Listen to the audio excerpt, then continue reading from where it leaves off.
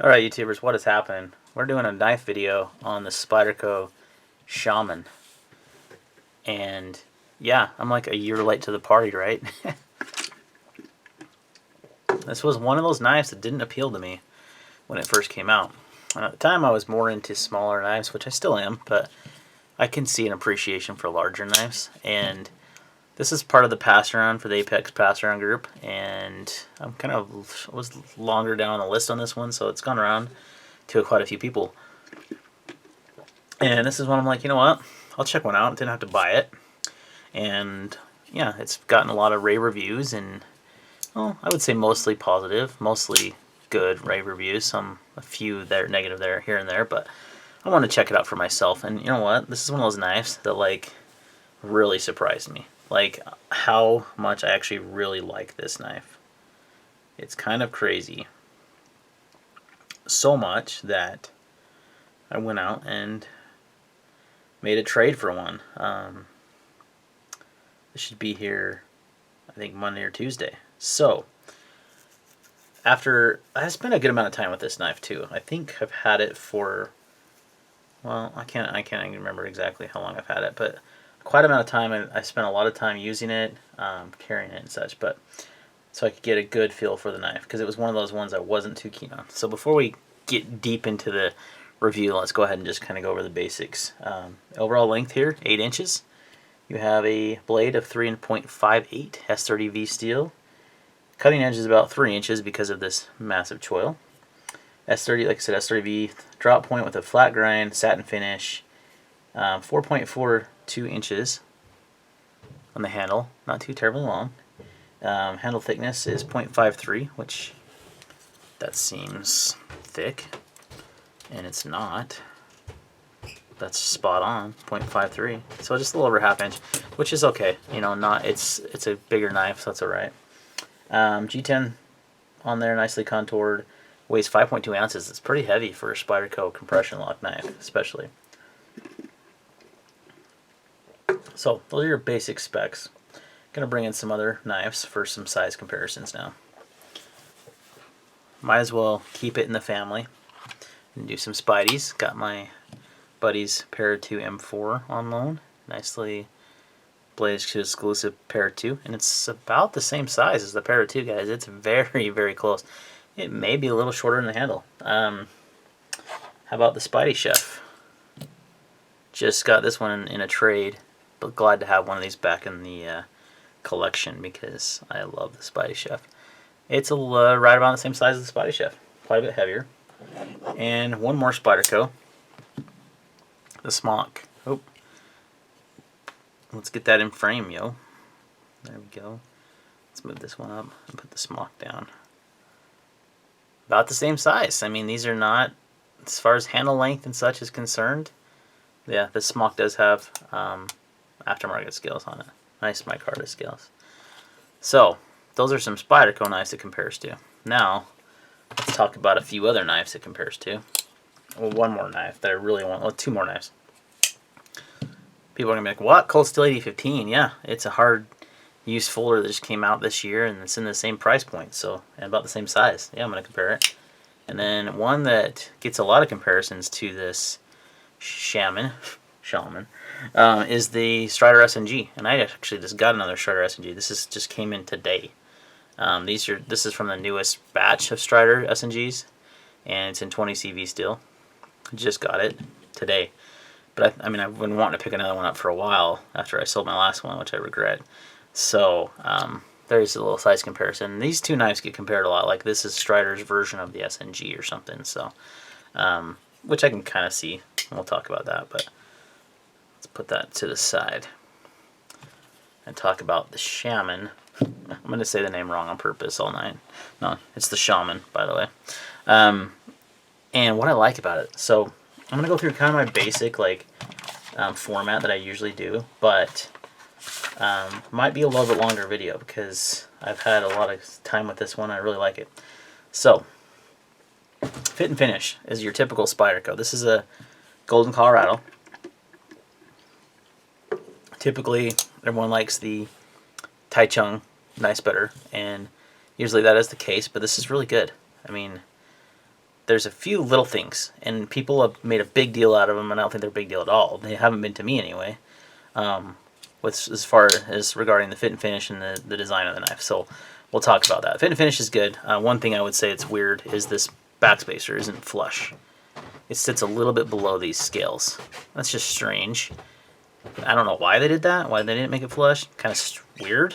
And it doesn't really affect the knife at all, though, so it's not a big deal. That is one thing that, fit and finish wise. Other than that, it's great. I mean, nicely contoured G10. It's pretty slick. It's not slick, but it's not rough and by any means. It's got some nice contours. It's just a very comfortable G10 handle. The action's really good on it, which we'll talk about in the action part, but overall fit and finish has been very good. What I would expect out of a Spyderco knife, essentially. Ergonomics. This is where this knife is really good. I'm going to put the Paramilitary 2 here, which is highly regarded as a very ergonomic knife, right? Because that's when you pick it up, you're like, yeah, that feels so good in my hand. I love it. Until you actually, if you actually start really hard using and just really using a Paramilitary 2, you'll kind of realize it's not that comfortable in the hand. It's like it feels like it is when you first pick it up. But after a while, you're like, geez, this is kind of hurting my hand a little bit. The Shaman has kind of the opposite effect, where you're kind of first pick it up and you're like, that's got comfortable handle scales, but oh, another fit and finish thing, real quick, is these inside edges of this G10 are a little sharp. When I say the inside, not right here, but like this inside edge right here that I'm running my fingernail across. That is kind of sharp. Easy fix. Let's just sand them down with some sandpaper. It's G10. It's not a big deal. But the handle itself is comfortable. You kind of put it in your hand and you're like, yeah, it's not as comfortable as like a Para 2, but it's comfortable. When you actually start really using this knife and really putting some hard, I was cutting wood, I was doing lots of cardboard, just all kinds of things I could think of. Rope cutting, I cut a bunch of this rope, the sisal rope, doing like, kind of doubling it over. This is a small piece, obviously, so it's not going to demonstrate it very well. And just doing these pull cuts, and man, it's comfortable. Like, especially when you choke up on this choil and then use this jimping and do that, it's super comfy. There's nothing that I use this knife for, and I used for a lot of things that you would typically use a knife for, and it was very comfortable. And it was more than I would say like a Para 2, which I know a lot of people are going to be like, well, you're crazy. But yeah, if you're just holding the knives in hand just like this and like, oh, that's comfy, it is. But when you actually start using the knives and doing hard things with them, you'll appreciate the handle of the Shaman better than the Paramilitary 2, in my opinion. So I think the ergonomics are great. I don't love the pocket clip. One thing I will change on mine when I get it is I'm going to do a deep carry clip, and just because I prefer deep carry clips. But this little part right here that kind of sticks up on the clip, that does kind of get you a little bit in a hot spot when you're really, really using the knife. So hopefully you can rectify that. But I don't mind putting a new clip on a knife. Not a big deal to me. A lot of people freak out. Oh, you shouldn't have to do that. Most people change the clips on Spydercos, period. That's unless it's the wire clip, which is the best clip. You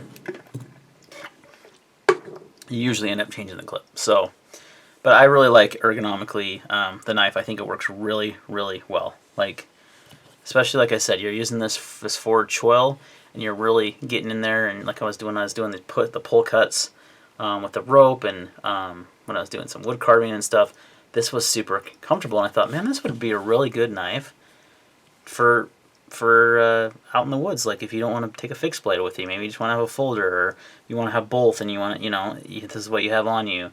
It's going to work really well. It's very comfortable. The action, how is the action? Well, it's the awesome compression lock, which we all know and love, which I think this is the best variation of the compression lock that I've handled. The action is freaking awesome. I mean, this isn't even broken in all the way. I have to give it a little bit of flick to get it going, but I've seen people with these that get them just drop shut. I haven't adjusted the pivot. I haven't done anything. This is not my knife. This is a pass-around knife, so I didn't want to mess with it. But man, I love the action. I think it's fantastic. It's great. It's a great fidgeter, but it's also just really nice to use. I mean, that Spydie hole is nicely chamfered. There's no sharp edges. I've had many Para 2s. This is not one of them. That have had a little bit of sharpness in that Spydie hole. The hole on the smock is so small, so it's not a good.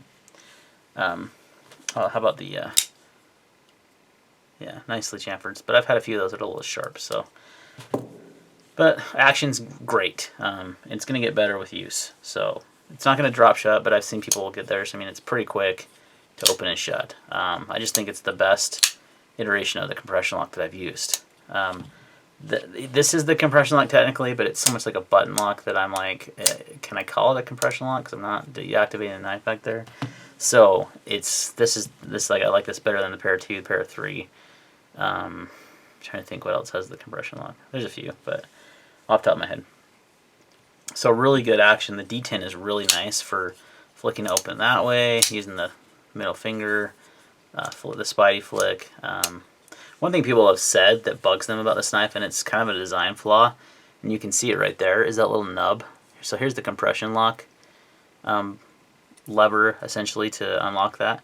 This little nub right here sticking up is actually this part of the choil, and it is a little overdone, and I'm tempted to like actually grind mine down. But at the same time, like the reason why people are freaking out about it and making a big deal out of it, they're like, oh, that hits your finger and it hurts. I actually heard someone say that in a video and I laughed. Guess what? Not an issue. If you're opening and shutting it like that, I never even noticed that. That's like a non-issue to me at all. And then, like, I've heard people say it's a fatal flaw of the knife. Nah, it's fine. It's not a big deal. I don't think. Never even bugged me. So take that for what it's worth. How does the knife cut? That is what knives are about. Honestly, I should start my videos with that and then move on to the other crap, because that's more important than anything, right? It's about how the knife cuts. And it's a hard, I mean, this is, I think, designed as kind of a hard use knife as for Spyderco. You know, definitely harder use than the Paramilitary 2. It's beefier, it's more stout, it's got a much thicker stop pin. I mean, look at the stop pin on this guy.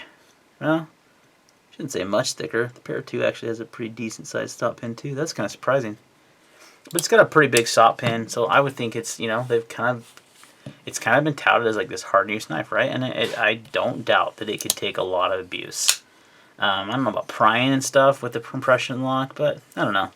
But as far as your typical ADC stuff that's maybe what is considered hard use, quotation marks, it definitely is built for that. It's a little bit more stout knife than like a Para 2. So it's got those nice thicker liners. They are milled a little bit. But how does it cut? It does well. Everything I threw at it, cardboard, rope, wood, whatever, it did well. It's not terribly thin behind the edge either. People have this notion that Spydercos are just like these awesome slicers, which they can be, but honestly, most of their knives are about 25 thousandths behind the edge. And I think this one's no different. I'm trying to get a good measurement. 26 thousandths behind the edge, so right there. Yeah. Let's get a good perpendicular. Oh, I need to zero that.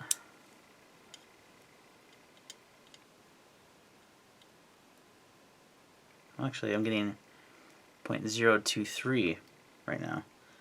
0.0225. So, yeah, they're ground pretty thin. It's not bad at all. It's not thick behind the edge by any means. It's not crazy thin, but it's also not way thick. Now you look at the Paramilitary 2 and you look at the Shaman, you look at the blade stock and you think, man, the Shaman's not going to be as good a slicer as the Para 2. That's very wrong, because the Para 2 is no thinner behind the edge. Let me show you. Okay, a little bit thinner. I take that back. 0.023 behind the edge. About the same. Well, 0.0215 is what I'm getting. Very, very, very little difference. Stouter blade, gonna cut as well as this does. So very little difference in those two. So it's pretty slicey. I like it. Slicey is not necessarily the word I want to use. It cuts well. Let's put it that way. It just has good edge geometry, cuts well. So, and it's a thicker, beefier knife. So people are gonna think it doesn't cut well. Well, it does. That's a nice thing about it. It's got that good flat grind too. I also really like, and this should have covered this in aesthetics, but really, really love the stonewashing. One thing I've never loved is this satin grinder kind of finish you get on the Para 2. I'd much rather have this nice stonewash blade. So they stonewash the blade and they actually stonewash the pocket clip. Even though this pocket clip's going to go, it's a good looking clip. Speaking of clips, I skipped the carry part, so might as well.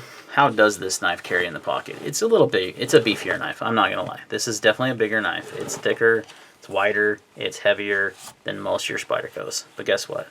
It's kind of meant to be that way, so that's okay.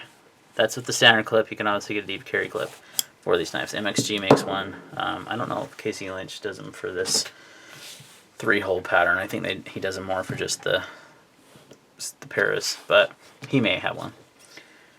So it carries nicely. It's a little thick, and a little heavy, but you know what? You don't really notice it too much. I don't, in jeans especially. But it's a bit, it's a bigger knife, so take that for what it's worth. It's not gonna be crazy lightweight, small Sebenza size. It's a pretty good size folder. So let's talk about value. This is where I'm gonna bring some other knives to the occasion or the conversation. Just getting a drink, sorry. In this price point, which what are these, like $187? Let's see. Yeah, $187.85. Okay. What do you get in this price range? That's a big, harder used folder. Cold Steel 8015.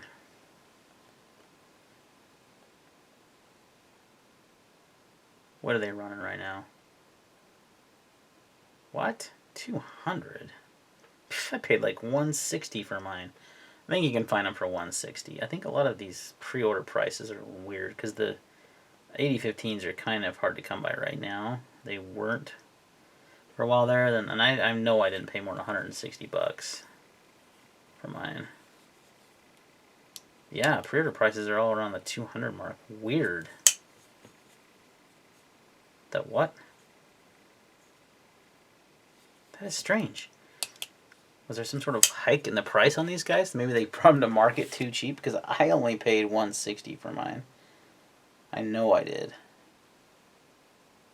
So anyway, yeah, all these pre-order prices, because these are around $200. So, really, really close in price, these two, within $20. In fact, I think I got these cheap. I mean, when the Shaman first came out, it was less expensive too, but then the Spyderhug had their big price increase. But I think these two knives compare very nicely. They're both big, beefy folders. They're both made for, harder use stuff. They're not a dainty office carry knife. They're definitely one you want to get out and use. They're user knives. They both have pretty thick blade stock. They both have really comfortable handles. G10, S35, S30. Really, really similar knives in so many ways. Both have a one-handed opening lock, compression lock, the Scorpion lock. Both are non-flippers. Both have really comfortable handles. I will give the edge to the 8015 on that, even though they're both, I think, comfortable. This one is, especially under use, is super, super comfortable handle. So there's some pretty stiff competition for Spyderco. If you're looking outside of, or the Shaman, if you're looking outside of Spyderco, I think the 8015 is a really compelling option. Not much heavier, around the same weight, a little bit bigger than the Shaman, not by a lot though. Very, very similar in size and very, very similar in materials. So really highly competitive option there. Within Spyderco, you've got, of course, the Para 2. Oh my heck, this video has gone on for 18 minutes. Whoa, let's keep it under 20. I might have to split this into 2 clips. Let's try not to. So I'm towards the end anyway. So Para 2 Shaman, what you gonna buy? I prefer the Shaman. People are gonna be like, you're crazy. The Para 2 is a famous knife. Blah blah. I like the Para 2 and the Para 3, but I'm telling you, if I'm gonna grab that big of a knife, it's gonna be the Shaman.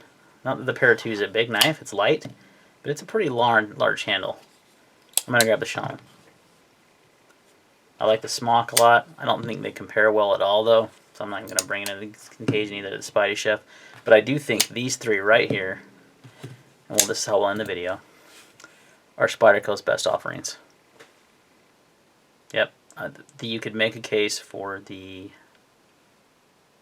oh my gosh, the Alistair folder. Oh, I had one, carbon fiber. Why can't I think of the name? Drawing a blank. So many Spyderco models going through mine. Anyway.